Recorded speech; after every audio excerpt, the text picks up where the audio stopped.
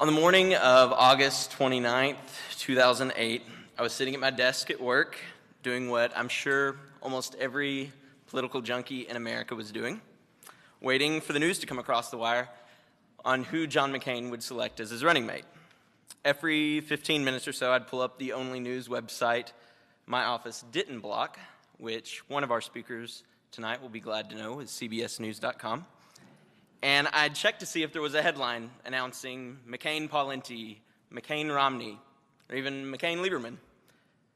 So when the headline simply read, McCain Palin 08, you can be confident that my reaction wasn't, oh, okay, but rather, holy crap, who is that? Like all Americans, I was floored that John McCain selected Sarah Palin, the governor of Alaska. It quickly came out that she was popular in her home state, she was a conservative, she had 5 children, and one couldn't help but notice that she was rather attractive. It was obvious to everyone that this addition to the campaign was certainly exciting, but few could have imagined how ubiquitous Sarah Palin would become in American thought and culture.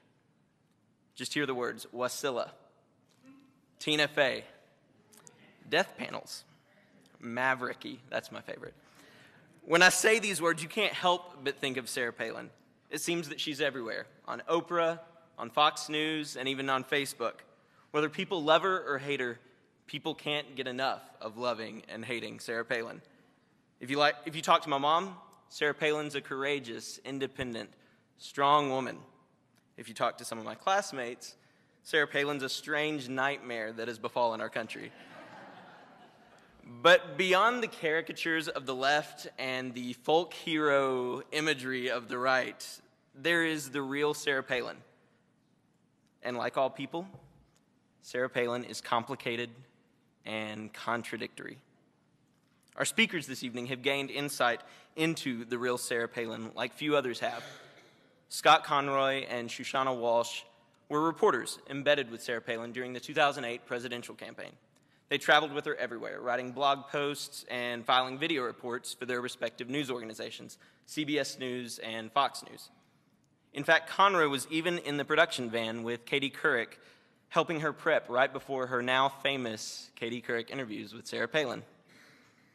After the campaign, Conroy and Walshe spent many weeks in Alaska interviewing friends, foes, and associates, trying to discern the truth about who Sarah Palin is, what actually happened on the campaign trail, and what the future holds for her after her run for the vice presidency. In total, they interviewed over 190 people for the book that they're going to speak about this evening, titled Sarah from Alaska, The Sudden Rise and Brutal Education of a New Conservative Superstar. Conroy and Walshe hoped to write a book without a partisan or self-serving agenda. As reporters, they wanted to get to the truth, and it's this fair account of Sarah Palin they wish to share with us this evening. Scott Conroy is a digital journalist for CBS News who covered Mitt Romney and Sarah Palin in the 2008 campaign, and he's an alum of Georgetown University. Shushannah Walshe was a Fox News reporter and producer from 2001 to the end of the 2008 campaign, who also covered Mitt Romney and Sarah Palin, and she is an alum of Boston University. On the eve of Sarah Palin's visit to Arkansas, we are honored to have with us 2 reporters who will separate fact from fiction and present a nuanced picture of a public figure who is too often reduced to broad strokes and oversimplified characterizations. So please welcome with me tonight authors and reporters Scott Conroy and Shushannah Walshe.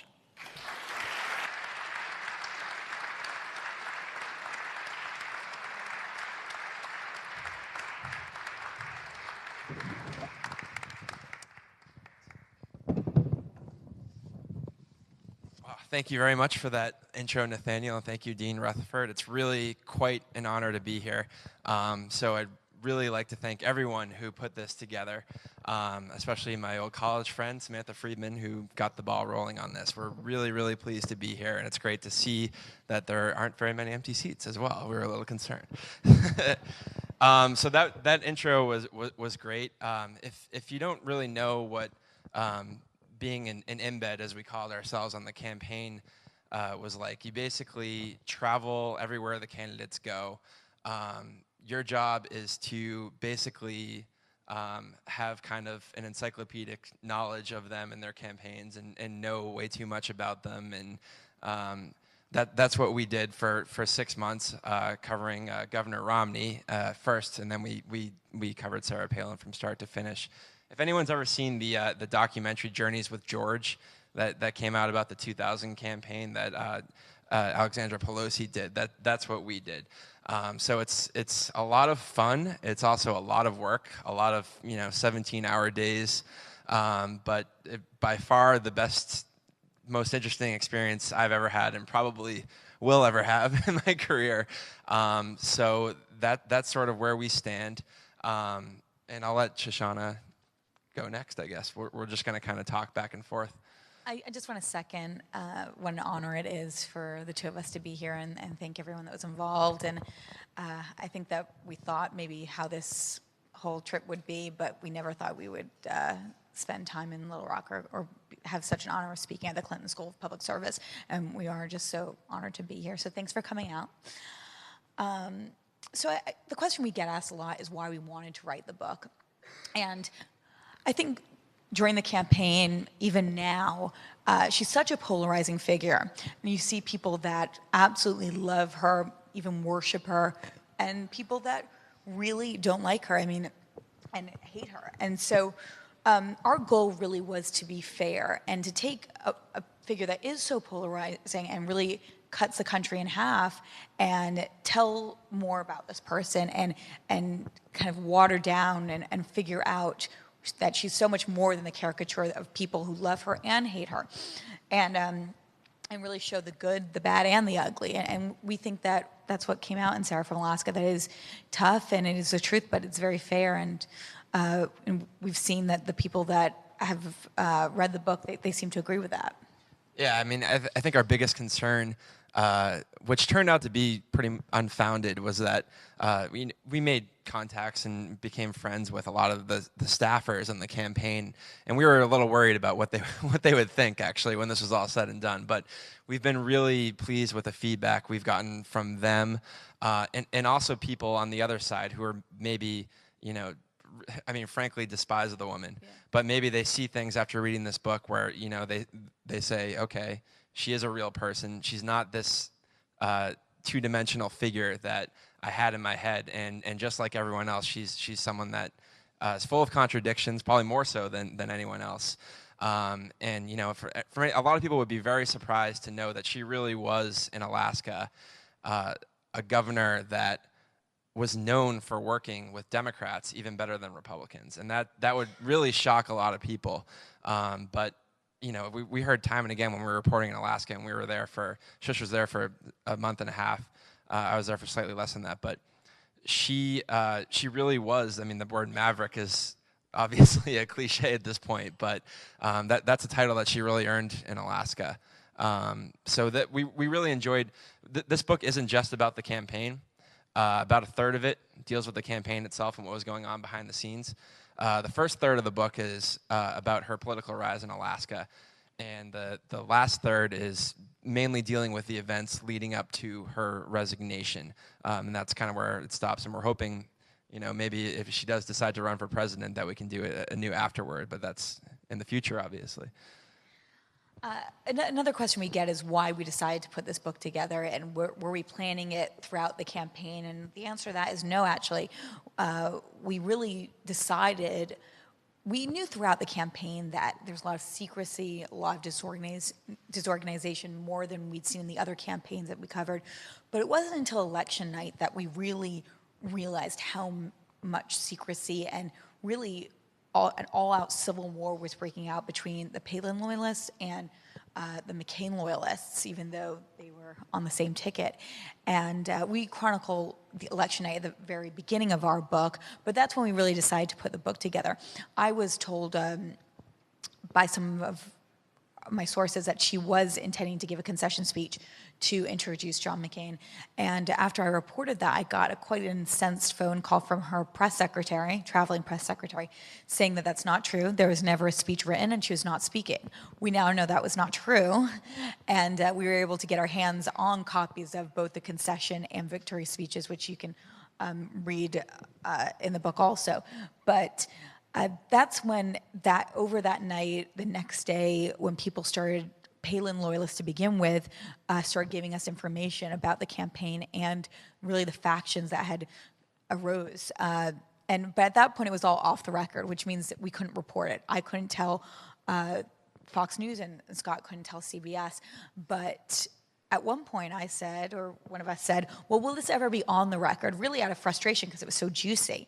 And they said, yes, it will be in the future. And that's when we decided that maybe this would be a good book. One thing that's turned out to be pretty interesting for us is our timing. As you know, Governor Palin is going to be here speaking tomorrow. And you would think that we were sort of trying to follow in her footsteps a little bit, but actually we had scheduled this beforehand, and it turned out that our book came out 2 weeks before her book. And again, we had set our publication date, and hers was originally supposed to come out this spring, and she moved hers up. So believe it or not, she's actually riding our coattails, I guess you could say. But we want to get to questions as soon as we can. But I don't know how many of you have read Going Rogue. But it's to us the most interesting part about the most interesting thing that we took away from the book is that they really gave her the green light, I think, to do the whole thing herself. I mean, people say, oh, she had a ghostwriter, but you read that book. I mean, that book is written in her voice, and you see the qualities that attracted so many people to her in that book, and you also see some of the qualities that her detractors highlight, and a lot of that is the pettiness that you see in Going Rogue, the way that she presents her political enemies as almost these kind of demonic figures that are nothing but terrible people, and talking about the way people looked and that kind of thing. And it's almost some of it, frankly, is almost kind of a high school mentality, I frankly thought. But other parts of that book, you saw how she really connects with people by being, it sounds cliche, but being a regular person. And a lot of politicians don't necessarily have that ability, and she has it and does it naturally. And that, to us, is why she can never be underestimated. I mean, that quality to be able to have people identify with you is one that a lot of politicians would love to have. I mean, we both covered Mitt Romney for 6 months, and he has a lot of really great qualities as a politician, but he had a really hard time connecting with people. And he would love to have Sarah Palin's ability to, put your arm around your shoulder and talk to you in a very organic kind of way. We document a lot of this pettiness in our book, and how she really can get very personally vindictive with some of her enemies. And I think we were both pretty surprised that in her book she even talks about it and tries to spend a lot of her book trying to get back at these enemies, instead of, you read most politicians' books, they don't sell as many copies as her books, but as her book did. But they talk more about the future, the world that they see it, how it would be if they were in charge. And her book, a lot of it is really settling scores. And I think even for Scott and I, we were pretty surprised about that. Another thing that I get asked a lot is, what is she like on a personal level when you meet her, or when you're talking to her? And I always say that she's incredibly personable. And if she came in here, she'd want to speak to every one of you, shake every one of your hands, and ask how your kids are. And she's the kind of person that when I was a producer for years, and I still talk to some cameramen that interview her or in the room, and she's the kind of person that will come into that room and not just shake hands with the interviewer, but will talk to all the crew members. And she really used that charisma, same kind of charisma, on rope lines to connect with people. And it's really her biggest strength, is how people feel when they leave her presence. And people really feel such a connection to her. I also, when she would come to the back of the plane, and we would ask her hard questions, but she was still incredibly charismatic, and she really kind of sucks the air out of the room with that charisma, I think. And just to jump around a little bit, I alluded to this earlier, but a lot of our book, actually probably the majority, is focused on Alaska and what she did in Alaska. And we really enjoyed the time we spent up there. But one thing to really keep in mind when you think about Sarah Palin and her career and where she came from is that she likes to say that Alaska is a microcosm for the United States.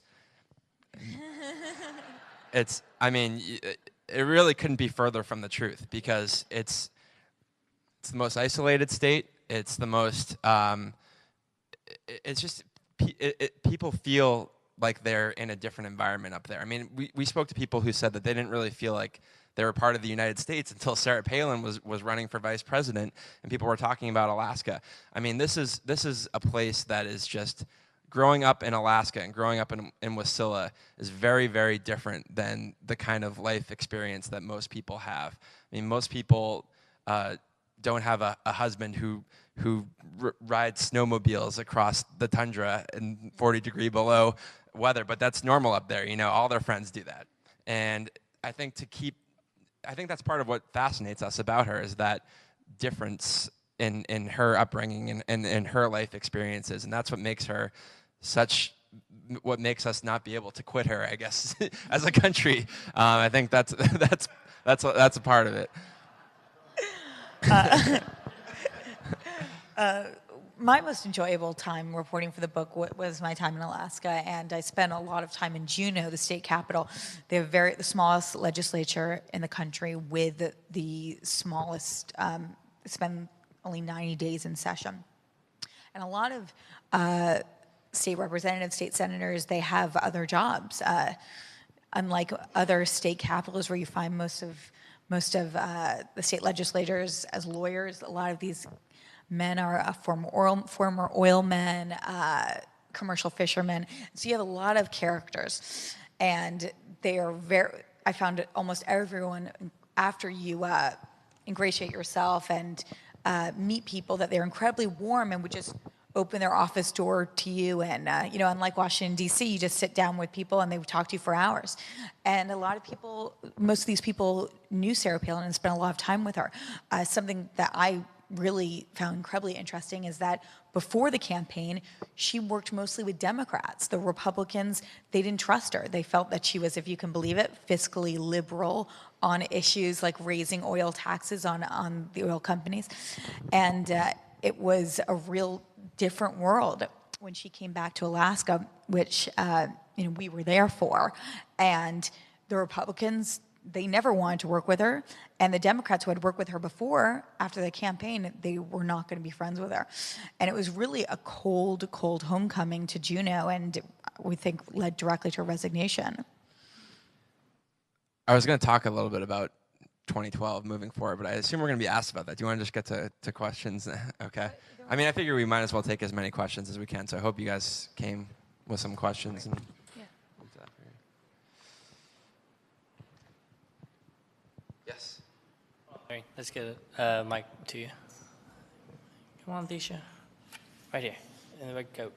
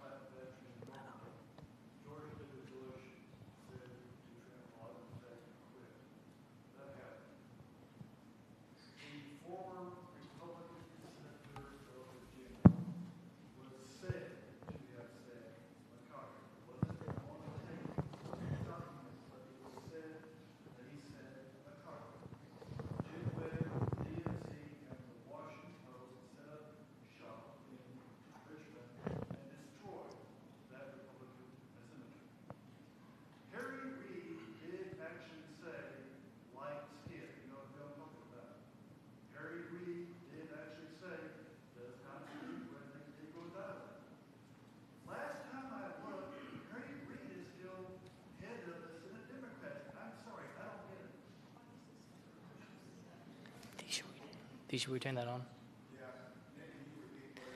I think he's trying to make a comparison.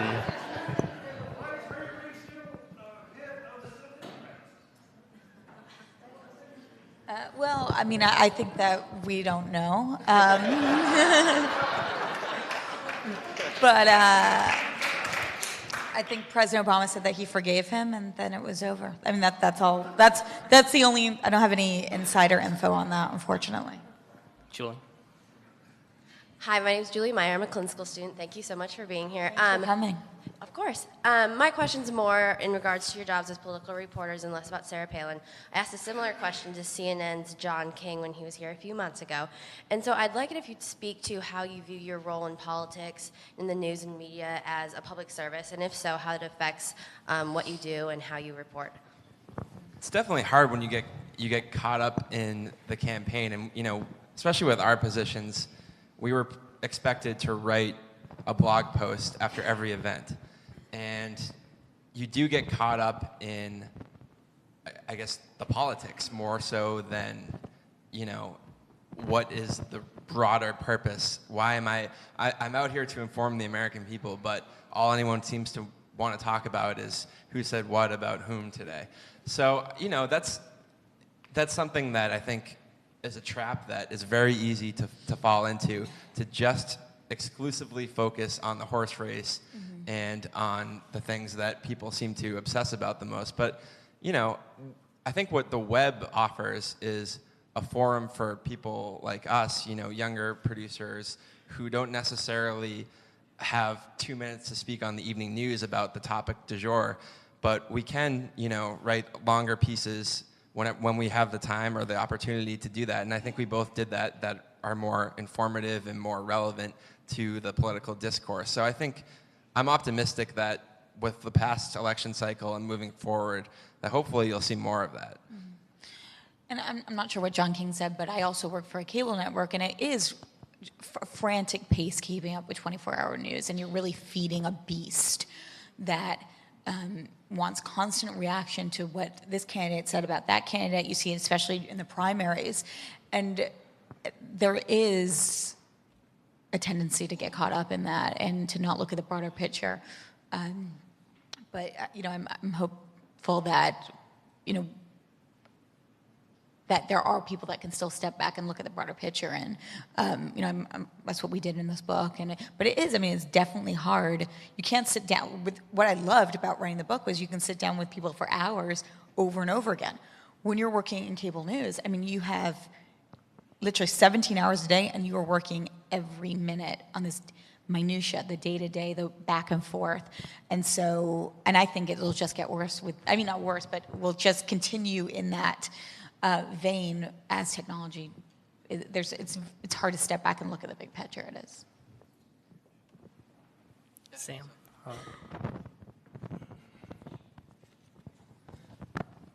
I'm curious what kind of reaction you guys got from Palin and McCain staffers after the book was published. I think we got a pretty universally positive reaction. I'm trying to think of anyone that had any real major qualms about it. But as I said in the intro remarks, I think we were worried about the way people would perceive things because, campaign staffers tend to see things in black and white, and our job is to see things in gray in writing a book like this. But I think the fact of the matter is,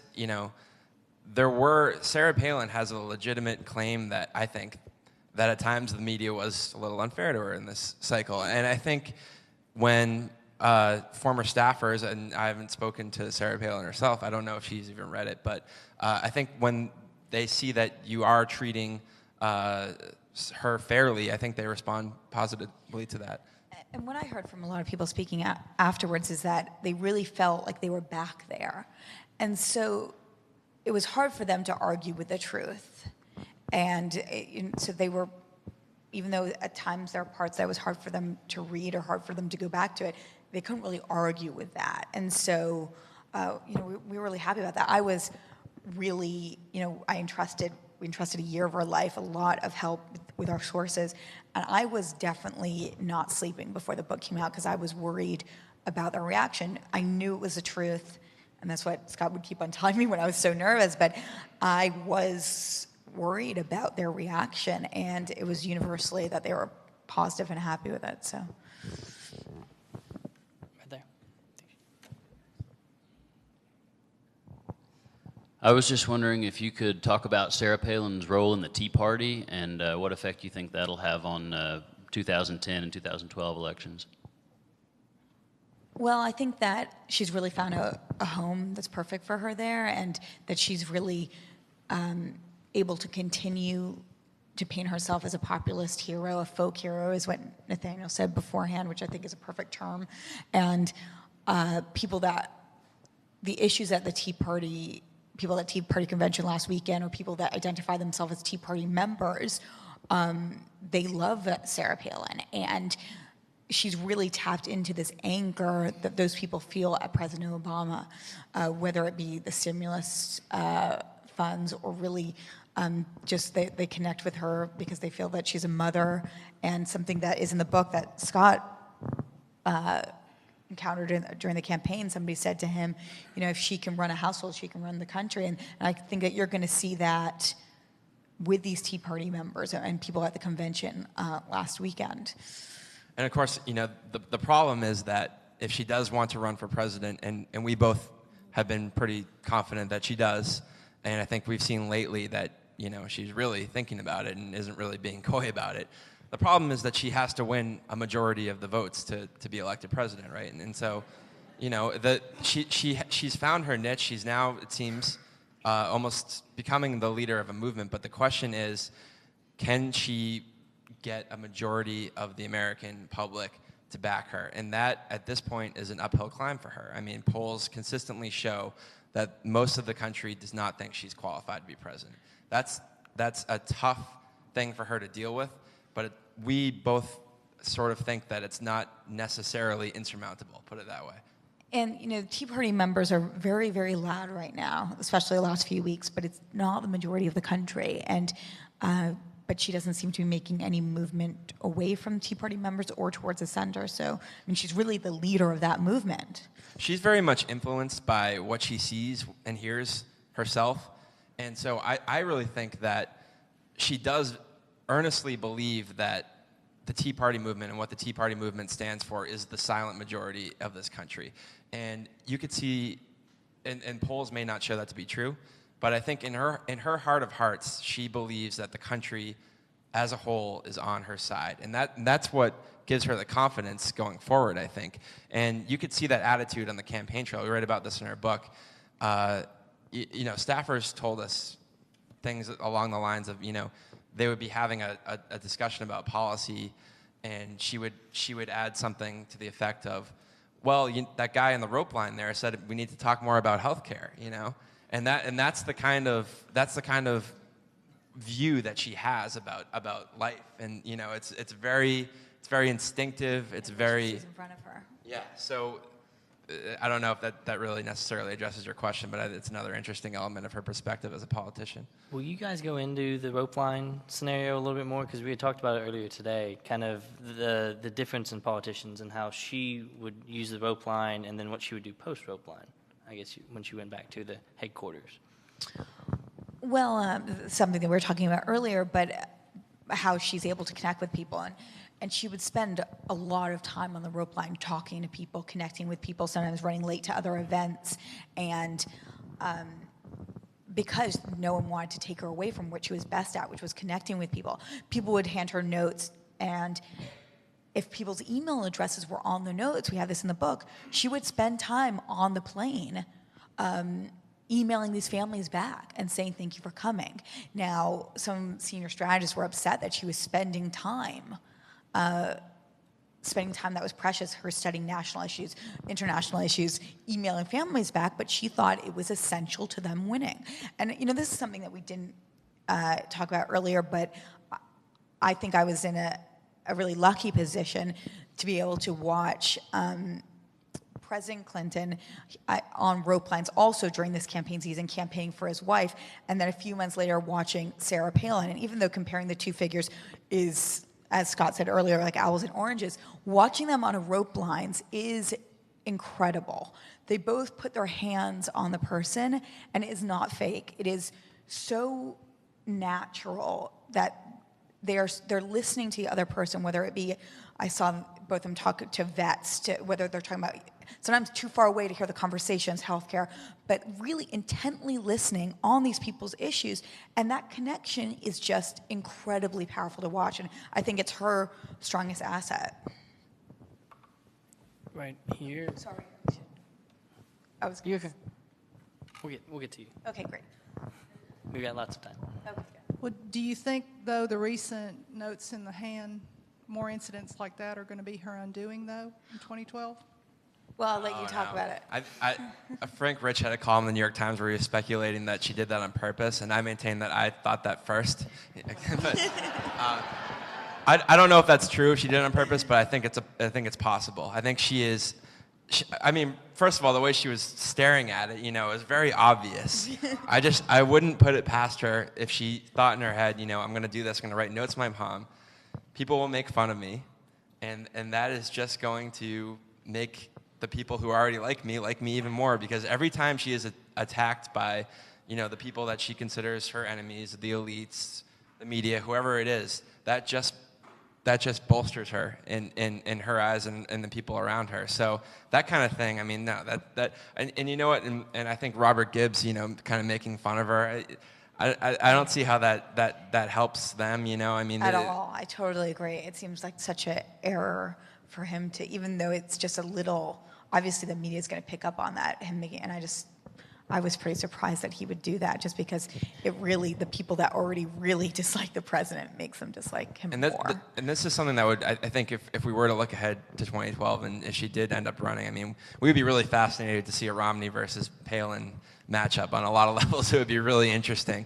But anyone who, and I think Joe Biden did a good job of this in the debates, but anyone who kind of comes across as looking down on her or just not really taking her very seriously. I mean, she knows how to turn that around and set traps better than anyone. And you can see, if you watch the debates when she was running for governor in 2006, she was running against two men who were very knowledgeable about the intricacies of policy, and she was new to the state level even at that point. And they were having these big bickering back and forth debates. And, she had this one moment where she said something like, they were going back and forth, and she said, guys, the state of Alaska deserves better than this kind of discourse. And then it was like, boom, the perfect moment, the perfect time to step in.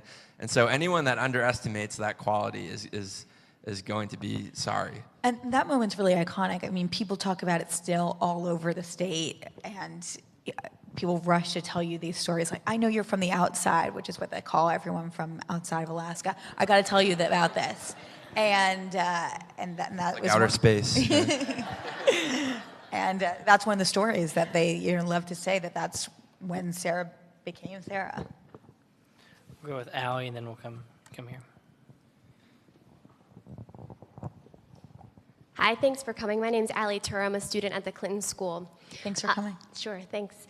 Looking at 2012, I'm wondering if you could speak about some of the consequences that you think her resignation as governor might have, and how do you think her camp is going to go about framing that so that people see her as a leader who's willing to stay in it for the long haul and not somebody who's really willing to give up a position that her constituents voted her for? Right. Thanks for the question. Everything that we're saying about how you can't underestimate Palin, I think, is true. The resignation is a big deal. I mean, anyone who is running against her in a future campaign is obviously going to make the point that you were elected to serve a full term and you didn't. And to be honest, I mean, I don't know how she really counters that other than to do what she's been saying, which is that she was able to outmaneuver her critics by resigning, and I mean, that's a tough argument to make. Yeah, I do think that it's a great question, thank you, and I think it is her biggest hurdle to overcome. Her primary opponents will constantly bring it up. To bring it back to Little Rock, in our book, I spoke with Governor Huckabee's Iowa campaign manager, and he brought it up right away. He said, people compare the two all the time, but this is somebody who served 2 terms in the Arkansas as governor of Arkansas with a lot of critics and didn't back down. And so that was just a taste of what it's going to be like. And this wasn't obviously a candidate, this was a campaign manager, but she will constantly hear it, that if you can't, Alaska, the smallest state legislature in the country, you can't deal with your critics up there. How on earth are you going to be president? So it is a huge hurdle to overcome. But I want to add that if there's anyone that could do it, I think she would be able to, that she would be able to convince, it's not really convincing because her supporters, it's who she's talking to. Her supporters believe that she couldn't get anything done in Alaska because her critics were out to get her. But how she pleads that case to the rest of the people to become the nominee or become president, it's going to be very difficult. And it seems pretty clear to us when we address this in the book that, she went through as much scrutiny as someone could possibly go through, but it does not seem like her skin is thickened very much. The criticism gets to her, and if she's citing liberal bloggers in Alaska as a reason for why she resigned as governor, if she thinks that's bad, that's going to be what people will say. Right. Yeah, and it's I think definitely her biggest hurdle. Right here. Hold on. Are you familiar with Matthew Continetti's book? His is another one that came out right about the same time as yours. Also, have you tried a moose burger yet? Sorry. Have you tried a moose burger yet in Alaska? I didn't either, but I didn't really see it. Yeah. There's reindeer sausage, but yeah, I passed on that. I didn't see any moose burgers when I was up there. You didn't have reindeer sausage? Nah. No, I haven't either, but no. Yeah, we're familiar with that book. Yeah. Right in the back. Tisha. Right in the middle. Tisha. It's funny that you mentioned moose burgers because, as much as we say that Alaska is a different kind of place than it is, Wasilla, it's interesting. It's strip malls, and that's actually the result of the developments that she ushered in as mayor. It's very different than the rest of the state. Most of the population lives in Anchorage and right outside in Matsu Valley where Wasilla is, but even compared to the rest of the Matsu Valley, it's very different. It's not people who just go to Wasilla because they love Sarah Palin or they want to see where she's from are really missing out on the beauty of the rest of Alaska. Not that there's anything wrong with Wasilla. But it's not as beautiful as the rest of Alaska. Talk to us about Tina Fey. Did she have an effect on the election? And if 2012 we have Sarah Palin again, talk to us about Tina Fey. We were taking off from an event, I think, in Colorado. We read about this in the book, the first Tina Fey appearance, and someone remembered that she was allegedly going to be doing Sarah Palin on Saturday Night Live. So, of course, the campaign jet that Palin chartered was a JetBlue plane, and they all had small TVs in the back of the seat, which was very great. Mm-hmm.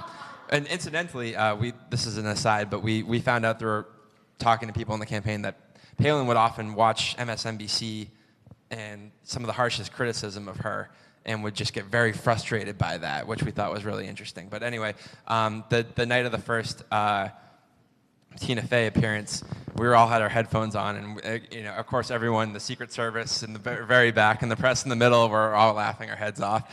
But also the staffers in the front, we could hear a lot of laughter up there too. And that was pretty.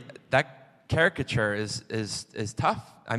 Because that had a big impact on defining who she was. And those videos are going to live forever with the Katie Couric interviews on YouTube. So that's a challenge for her. And I'm sure Tina Fey has some more ammo ready for next time around, too. And your second part, whether we think she's going to run Tina in Fey 2012? do in 2012? Yeah. Will it have an effect? What would Tina Fey's effect be in 2012? Well, and then I agree with what Scott said, that it will live forever on YouTube, and I think that Tina Fey will just get out that red suit again. But maybe not, we'll see. But she became very popular because of it also. They both... It was interesting the way she handled it too, because at first she said she found it very funny, and when people asked what her reaction was, but then someone in the campaign said the depiction was sexist, and so they kind of backtracked and said, well, she wasn't actually listening to what Tina Fey said, but the visual was spot on. And that was kind of indicative, I think, where Sarah Palin has some legitimate gripes is the way that campaign was run. I mean, it was not exactly a well-oiled machine. And they were often too quick to react to each little thing that came up, and they were very nuanced in some of their responses, and there was a narrative there that seemed to be lacking in a lot of respects. And her instinct with that was good, that she wanted to laugh with them instead of being laughed at. So even though right before he did go on Saturday Night Live, she expressed some reservations that maybe this wasn't the right thing. But at the beginning she wanted to go on, she wanted to appear with Tina Fey. And so we chronicle all that in the book also, that maybe they waited just too long. In the back. Today, a very right-wing candidate of the Republican Party is coming up against John McCain in Arizona. Would you comment on what you think this bodes for where she'll have to position herself if she runs in 2012?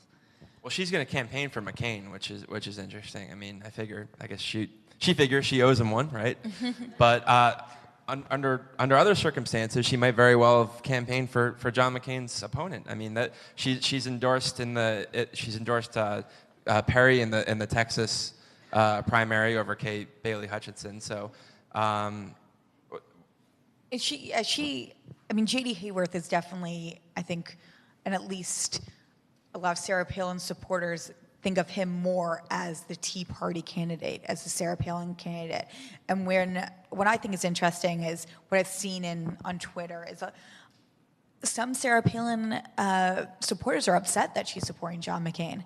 But what J.D. Hayworth has said is that he understands that Sarah Palin is grateful to John McCain for putting her on the map. So it is interesting, but it looks like that John McCain is going to have quite a primary fight on his hand, which I find fascinating. And it really varies state by state. You can see the kind of weird dance she has to dance. I mean, there was that whole controversy over whether she and Scott Brown had ever spoken to each other, and at first that he said that they never did, but maybe he forgot that she talked to him on the phone once. And so in Massachusetts, no, it doesn't help to have Sarah Palin campaigning for you. Right.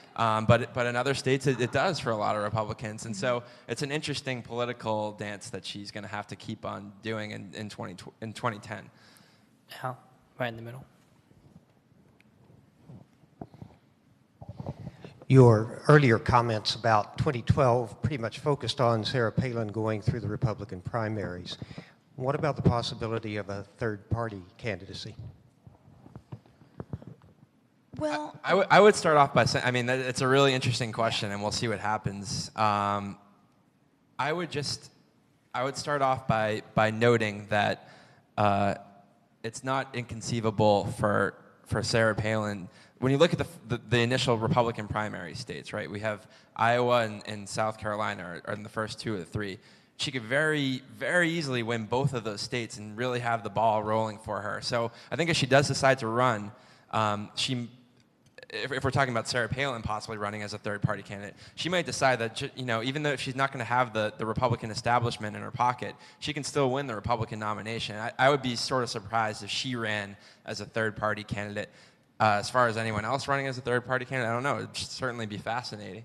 I agree with Scott. I think that she sees that she has a Tea Party movement in her back pocket. So she doesn't need to. She is the de facto leader of that. So she runs as a member of the main, on the Republican ticket, but she has the Tea Party movement behind her. It's a lot of numbers. As I said before, it's not enough. We got Patrick.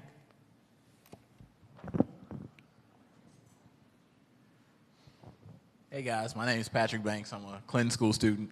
Thank you for being here today. Thank you.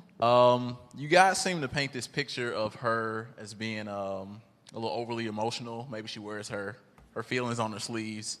And that's okay. We learned at the Clinton School that to be an effective leader, you have to address your own weaknesses by surrounding yourself with people whose strengths complement those. And I was just wondering, since you spent so much time with her, did you see her making any efforts to try to address the flaws that people criticized her about? It's a good question, thank you.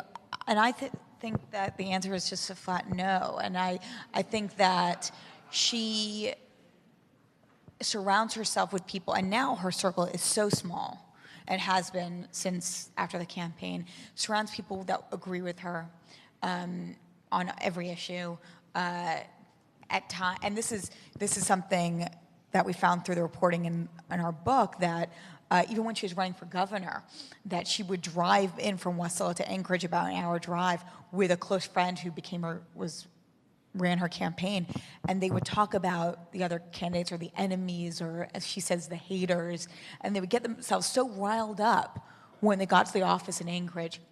And really, you also see that now, that she surrounds herself with people that, instead of giving her temperance and helping her with some of her weaknesses, that also add to that,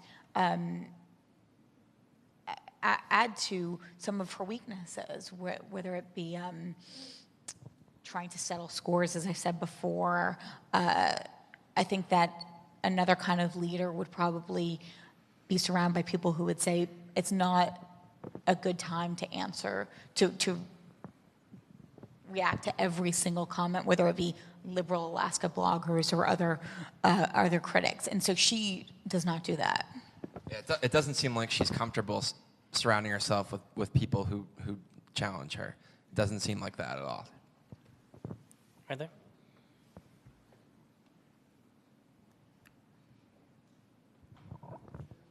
You mentioned that you thought the media was a little unfair to her. Now, I remember after the nomination, she gave that wonderful speech, and then they kind of put a cover on her. And you guys were there. Were you pretty frustrated, too, that simply wouldn't do an interview with anybody?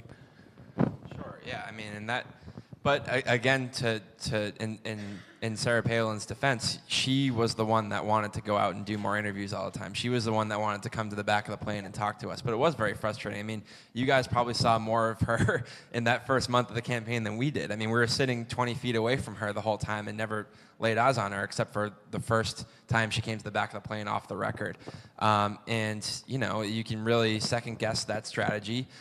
What most of the strategists of the campaign will say, they might not necessarily assign their name to this when they say it, but that she just flat out wasn't ready to do those interviews, so they had no choice. They had to shield her. But, you know, as you say, she gave that convention speech that brought the House down.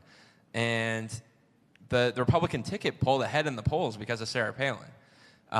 So there's definitely an argument to be made that they didn't use her strengths. And we all saw the Katie Couric interviews, which were disastrous. But she could also be a really great communicator at times, too. And I think really what this all boils down to is they didn't even know their own candidate at all. There was zero to minimal vetting in this campaign, which is a remarkable thing. And you know, the first days of the campaign when she was picked, and we were as shocked as anyone else, we were trying to get answers from her communications staff about things that we were picking up from the Alaska media about her background, and they just didn't know the answers themselves because they had no idea who this person was either. You know, she wasn't considered one of the 5 most likely candidates. They didn't have... Even that day, the day before. The campaign kept their own staff in the dark about it, and they achieved their goal of secrecy. And we... You know, I think one of the most fun chapters to write in our book was they had this kind of secret agent style mission to get her out of Alaska and you know, make this all a big secretive thing, which that was one thing that they really succeeded at. I mean, to get a sitting governor out of a state for 3 days without anyone noticing is pretty impressive. Yep. But Mark Stanford would have been good with that. I guess it's been done, but they really succeeded in that, but they did not know what they were getting, and that's a remarkable thing when you're choosing a vice presidential nominee and you don't know what you're getting. And what we found out through the reporting of the book is in Alaska, she really had a great relationship with the press, and after grumpy Frank Murkowski, she was really a breath of fresh air for the press, the tiny Juneau press corps, and she really believed that if she was allowed to come back and talk to us, that she could put that same touch on the traveling press corps. And so, but they wouldn't let her. And now to watch her relationship with the media, it's so antagonistic compared to those days. It really is an incredible difference. Right here. Hold on. The paper just reported that 2,000 emails were released, and Mr. Palin is very involved. And I wondered if you saw that, and how about the family and everything? We didn't see it with our own eyes, but it's clear that that Todd Palin was very, very, very involved in that administration.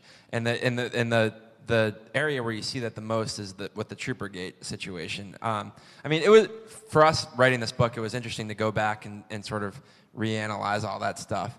And I don't know how closely everyone here followed it because there was so much going on during the campaign. I felt as a political reporter that I couldn't even wrap my head around it because there was so much going on. But it's really, I encourage people who want to learn more about that to go back and look at it because it's really a fascinating case on a lot of levels. And the thing that really sticks out to me is that Todd Palin was calling this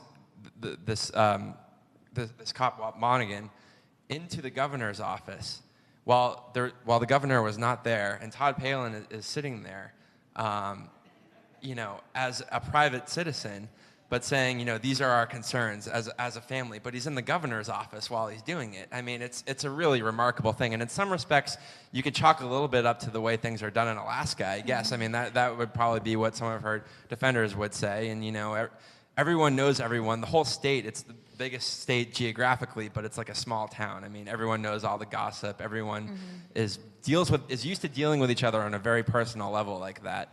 But yes, Todd Palin and someone we interviewed for the book told us that he's the first dude and he's the snowmobiler, but he's a savvy guy. He gets it. And someone told me that he. When they were interviewing him, the campaign staffers about what the deal was with Troopergate, that he was like the encyclopedia of American politics. Knew everyone's name, knew what everyone. Alaska politics. Yeah. Sorry, Alaska politics. Yes, he was very involved, and I would say it would be hard to argue that he was not he was not involved in an inappropriate manner. That's a double negative, but I think it seems pretty clear that he was very involved in that administration. I agree, totally. Yeah. Adam.